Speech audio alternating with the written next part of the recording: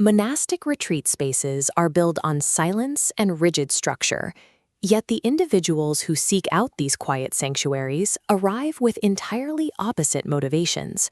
When analyzing the data on modern temple stays, a clear paradox emerges.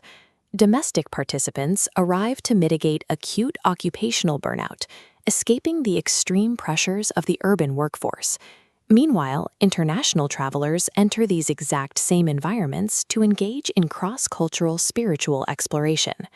These differing demographics are walking divergent paths toward a shared state of peace. The contemporary temple stay paradigm functions as a socio-cultural mirror. It reflects completely disparate psychological demands, projecting them onto a single, isolated setting. This dual utility shifts the burden onto destination administrators. They are tasked with managing a highly traditional, ancient infrastructure while accommodating modern stressors. Preserving institutional authenticity requires complex operational trade-offs.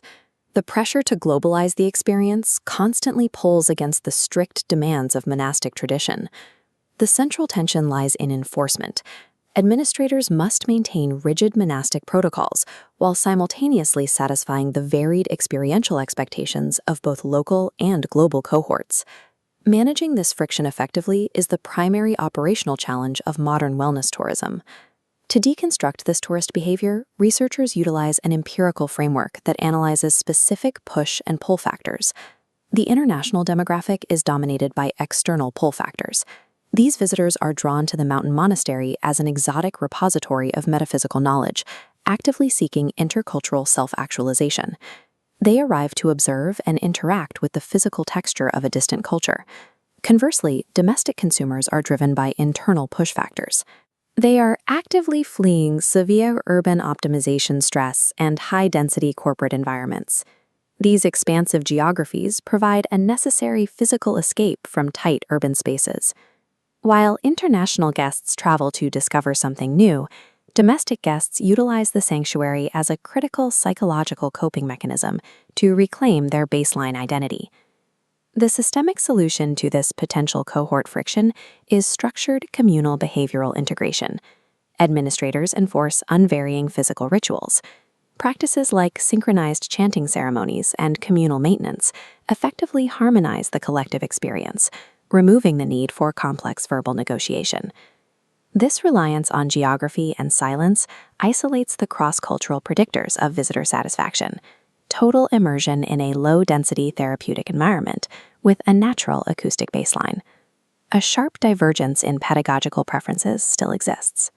Internationals exhibit a high demand for transligid philosophical instruction, while domestic visitors actively avoid high cognitive loads to prioritize pure physiological rest. Shared silence and these isolated natural environments successfully bridge the gap between deep cognitive learning and essential physical recovery. To manage this dichotomy at scale, destinations implement a strategy of narrative tailoring. Operational messaging is deliberately bifurcated. The institution pitches its historical heritage to global markets, while simultaneously marketing an intense psychological baseline reset to local consumers. This chart shows the explosive empirical evidence of that strategy's success.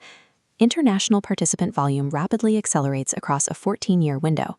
Growing from roughly 7,000 to over 77,000 participants proves that cross-cultural adaptability is critical for institutional viability amidst massive demand.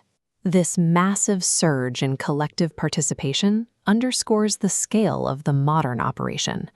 The ultimate empirical finding reveals that despite completely disparate entry motivations, both categories of visitors report equivalent post-occupancy satisfaction levels. Structured silence, ascetic simplicity, and somatic discipline bypass cultural differences. They address universal, fundamental human psychological requirements.